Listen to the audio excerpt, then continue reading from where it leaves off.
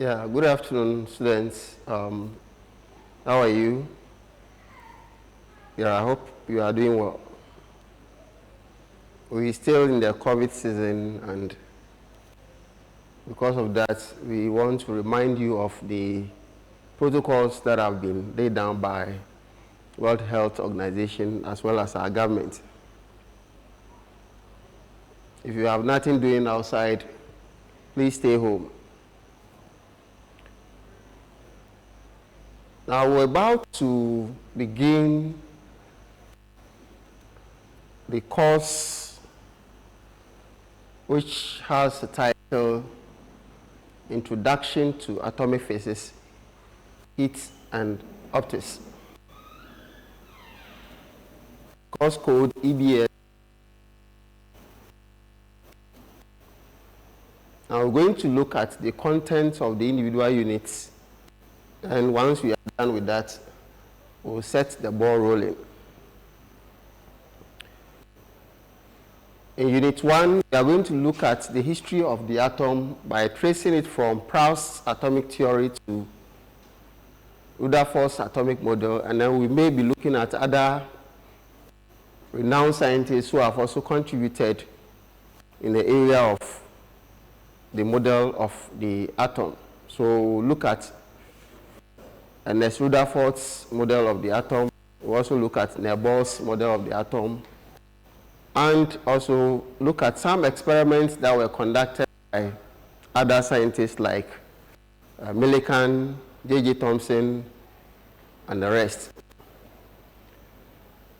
Now, central in our discussion will also be the experiment conducted by Ernest Rutherford. That's the gold foil experiment. We'll be looking at that, and then we'll compare some of the findings that he came up with that of the atom that we use today. That's the model that was proposed by Bohr, and perhaps link it to the modern, Schrodinger's model of the atom. In the third unit, we'll be looking at the hydrogen spectrum and also spectrum of ionized helium. Now, when we talk ionized helium, it means that helium that has lost an electron, so it has become ion. And so we'll be looking at that. We know that various atoms or elements come with different colors or spectrum of colors, and so we'll be looking at that. We'll also take a look at the X-ray that we know about. When you have fracture in your body, we can use the X-ray to detect which portion of the bones have been broken so that it can be fixed. And so the X-ray can be used. And we know there are two types of the X-ray. We'll talk about the hard X-ray, also talk about the soft X-ray. Then we'll be done with the atomic physics. That's the introduction. We're also going to look at heat by way, we'll be looking at conductivity, and things like the first law of thermodynamics will come in. We'll also look at the second law of thermodynamics, and then the kinetic theory of gases. Other things may come in later on, so we can make progress. We'll be looking at optics, that is light. And here we know that many sources of light can come together to give you more illumination. And at the same time, we can have sources of light coming together to give you darkness. For instance, when you are traveling in the night and you are a driver, you put on your highlights, the other oncoming vehicle also puts on their highlights, and the two lights meet.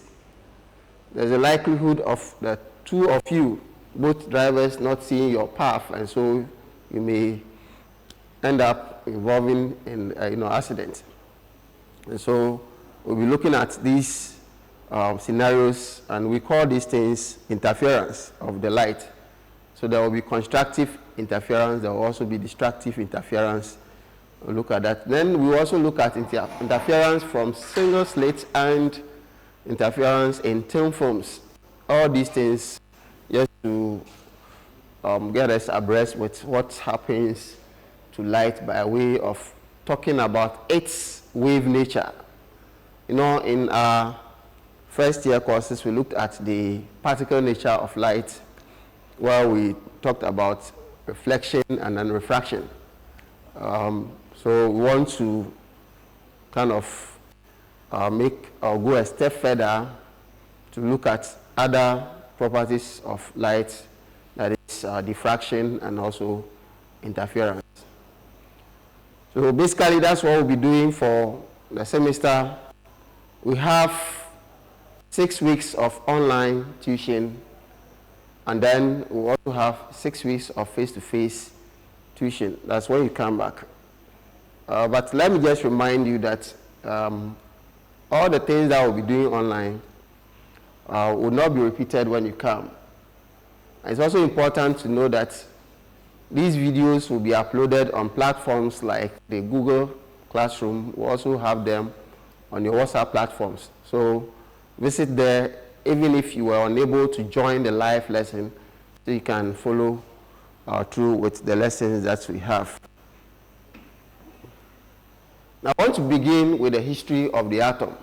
And like I said, we'll be looking at a number of scientists who have contributed to the model of the atom that we have, and even look at some of the experiments that they performed to make the discoveries possible. So the scientists on our list include Joseph Louis Proust, John Dalton, J.J. Thomson, Ernest Rutherford, James Chadwick, Niels Bohr. We have Robert Millikan, and then we would link the quantum mechanical or wave mechanical model to Erwin Schrödinger.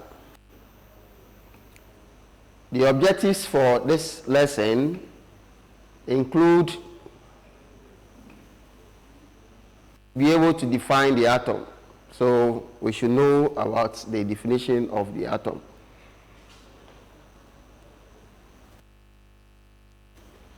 We also want to trace the history of the model of atom from Proust to Erwin Schrödinger.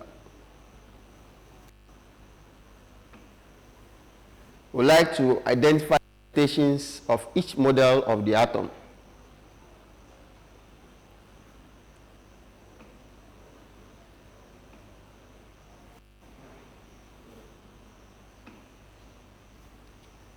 Again, we are interested in identifying various experiments conducted to discover the various subatomic particles. We know that the atom, even though it was formally defined as the smallest indivisible particle of an element that can take part in a chemical reaction, we today know that there are some subatomic particles that we can mention. In fact, we can talk about the proton, the electron, the neutron is there. Recently, we can also talk about the quarks and so on, the muons and so on and so forth. These are all particles that are in the atom, and we can talk about them. So the experiments will be looked at one after the other.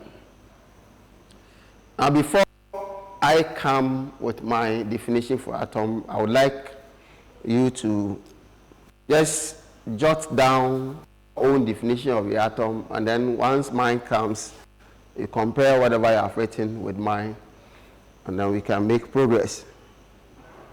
So I'm giving you 30 seconds to do that.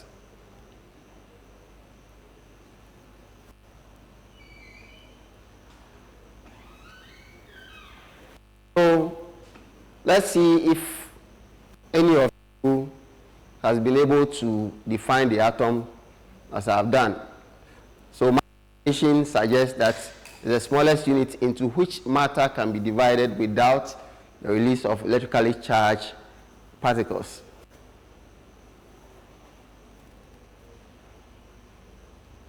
I believe some of you have been able to put down this one. Again, we can also define the atom as the first unit of matter that has the characteristic of properties of a chemical element, okay? Or the smallest particle of an element that take part in a chemical reaction. So you see, you have a number of definitions from which you can choose from, and this is what we have been talking about. But this is a model of the atom. We have the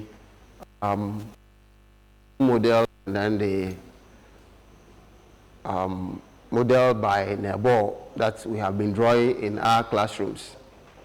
So we are going to look at these in detail. So the history of the atom and the roles played by each scientist. You can have a look at the slide on which we have from 1803, 1904, 1911, 1913, and 1926. So the latest one is the Erwin Schrödinger's model of the atom. That's 1926. But we can start from that one.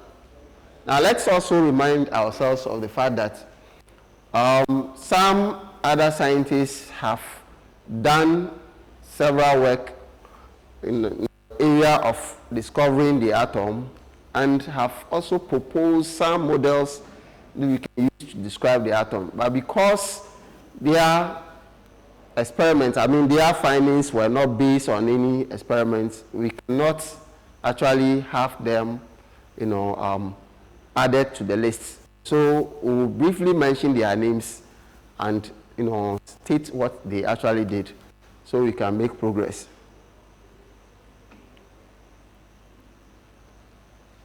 So history of the atom, and this is the first lesson for the semester.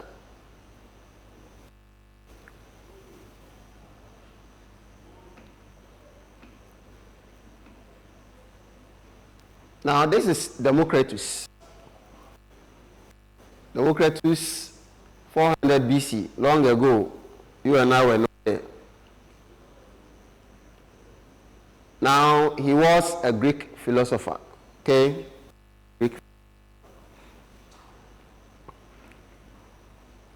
He was the first person to think about an atom's existence, or the existence of the atom. Democritus was the first person to think about anything called atom. In fact, he told us that matter is composed of tiny, indivisible particles called atom. So that definition of atom that suggests that it is indivisible was proposed by Democritus. Now today, if you define the atom in that manner, you are likely to be arrested, because before we started, we even told ourselves that we can find other particles in the atom, including protons, neutrons, electrons, muons, quarks, and so on and so forth. So this definition is outmoded, and you cannot write that. Yes, the atom is not indivisible. You can divide the atom and have other subatomic particles. So like I said, Democritus did not have any experiment to back his claims.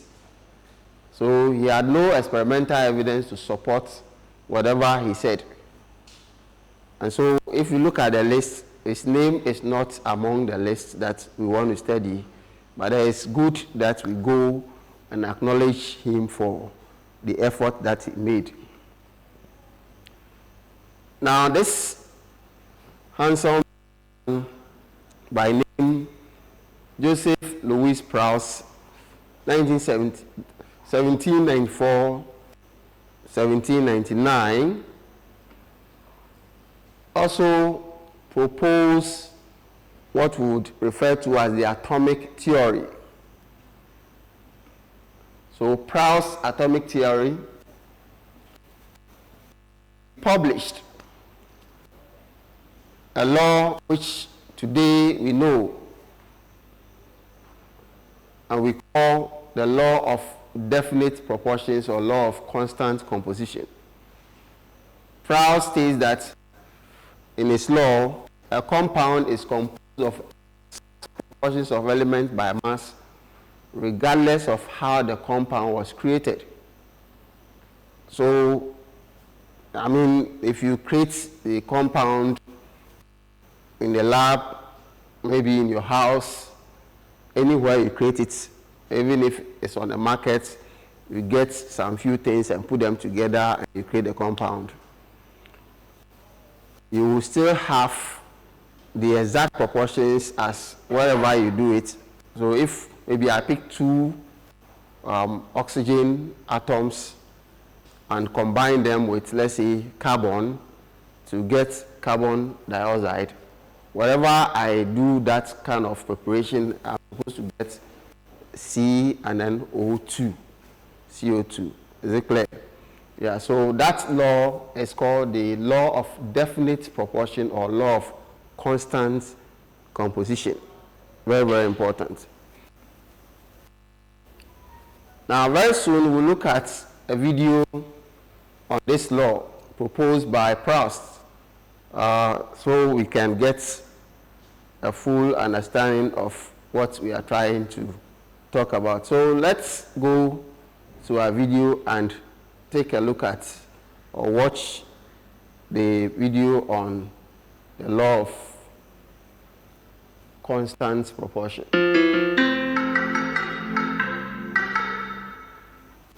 We concluded the previous video by understanding the first law of chemical combination.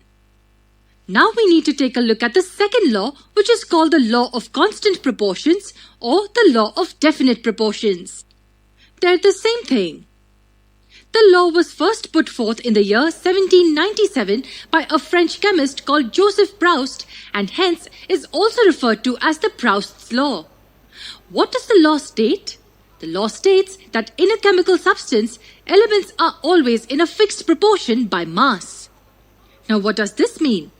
It's not straightforward to comprehend this statement at the first glance. Remember the example of chocolate milk that we considered while studying the first law? In that example, we saw that when we have to make double or triple the amount of chocolate milk, all we have to do is use the proportionate amount of the individual ingredients. Wait, did I say proportionate amount? What does that mean? It means that when we have to make the drink for 10 people instead of 5, we just have to take double the amount of ingredients, right? Anything more or less would result in change of taste.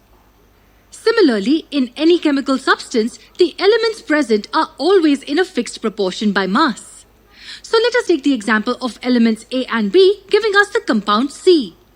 Now, if we observe just one single unit of the compound C, then we can notice that it has 2 atoms of element A and 3 atoms of element B.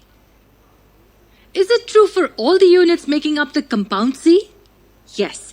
It means that even if one atom from any of these units is removed or added, then it can no longer be called compound C. It will change to something different. So if the number of atoms is fixed, then the mass will also be constant, right? Absolutely. The best example to study this is that of ammonia.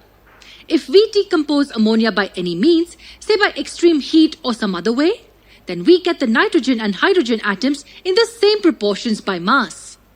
So let's say we take 17 grams of ammonia. If we decompose it, then we will get 14 grams of nitrogen and 3 grams of hydrogen. So can we say nitrogen and hydrogen are present in ammonia in a constant ratio of 14 to 3? Even if we decompose ammonia in any other way, the ratio of nitrogen to hydrogen in the compound will always be the same, 14 to 3. Yes, and this is seen in all the compounds existing naturally or even artificially. But when these laws were put forth in the form of theories, proving them was quite a concern. All these explanations that we know now are due to experiments performed for many decades. Several scientists came up with many experiments and explanations. Among all, a notable theory by the name Dalton's atomic theory surfaced as an answer to many of these questions. The theory was put forth by the English chemist and physicist John Dalton. Watch the next video to understand what Dalton had to say about this theory.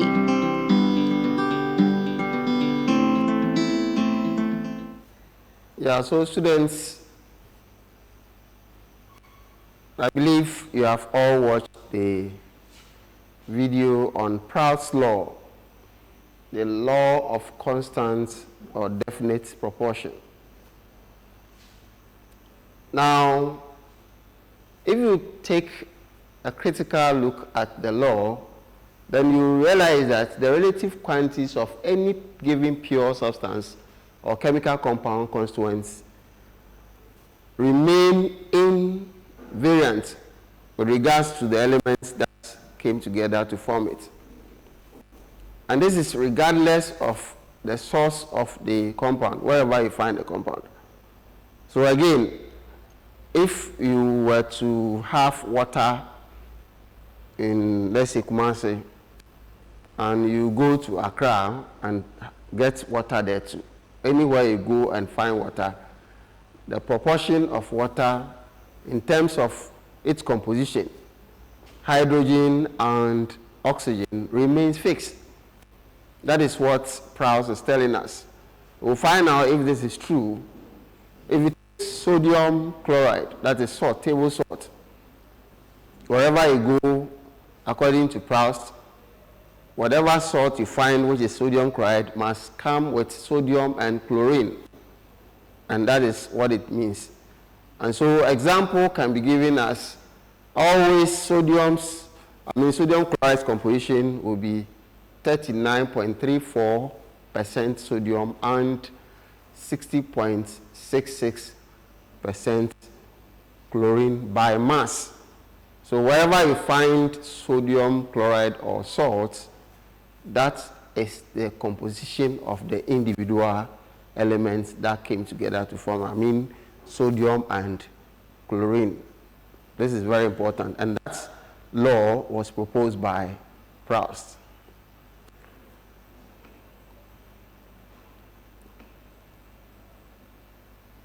Now, how do we apply this law?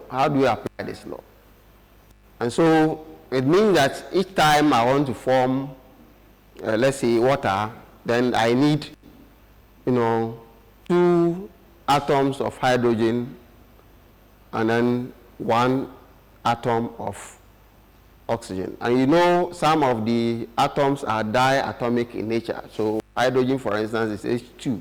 Oxygen is also O2. And so when you have to put them together, then comes what we normally have been referred to as balancing of the chemical equation. This is physics, but then we have to mention this for you to understand. So you can't go and write salt as Na2Cl. That cannot be possible. According to Proust, it's not possible. The law has application to both molecular compounds with a fixed composition and ionic compounds, as they require certain ratios to achieve electrical neutrality. This is very, very important. Now, we want to find out the limitations of the law. Okay? We want to find out the limitations of the law. And even before we do that, you should be able to tell me some few limitations that you have identified with this law. I can confidently say that maybe at the time that Proust was looking at this, he had not considered the existence of isotopes. Okay?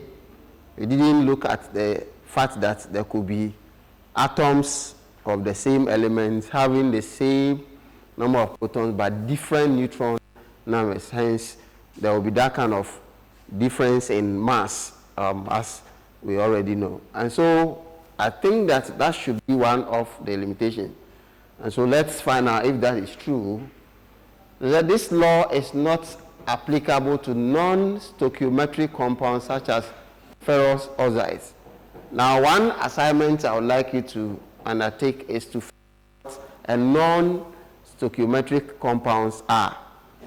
So please write it down, non-stoichiometric compounds. Just go look for any book and then look up for the meaning of the word non-stoichiometric compounds. An example is ferrous oxide. So his law did not apply to the the non-stoichiometric compounds. Yeah, so I told you, Proust did not know about the existence of isotopes. And so for us, we know that if we pick hydrogen, hydrogen comes in three forms. We have hydrogen as the protium or the deuterium or the tritium. And so whichever one you pick to form your water, the composition will be different from the other, so that we cannot say that the water that we find maybe in Kumasi will be the same as the water in Accra or the water by mass. It's possible that at a specific area you may have the water that is a bit heavier than certain other places, and that is what Proust did not anticipate. Now, so far we have said a number of things, so we want to try these questions to see if we have been able to, as it were,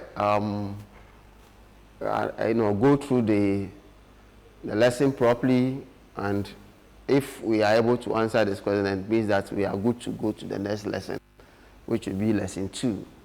And so I would like you to look at the questions as has been projected on the slides.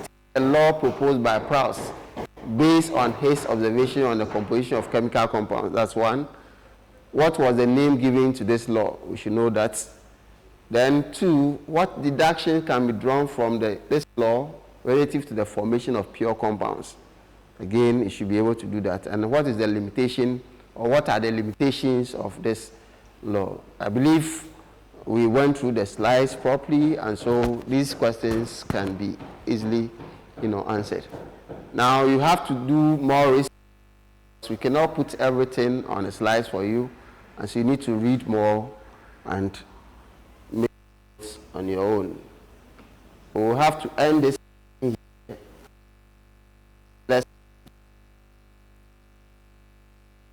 John Dalton's atomic model, or the John Dalton atomic model, and its his postulates.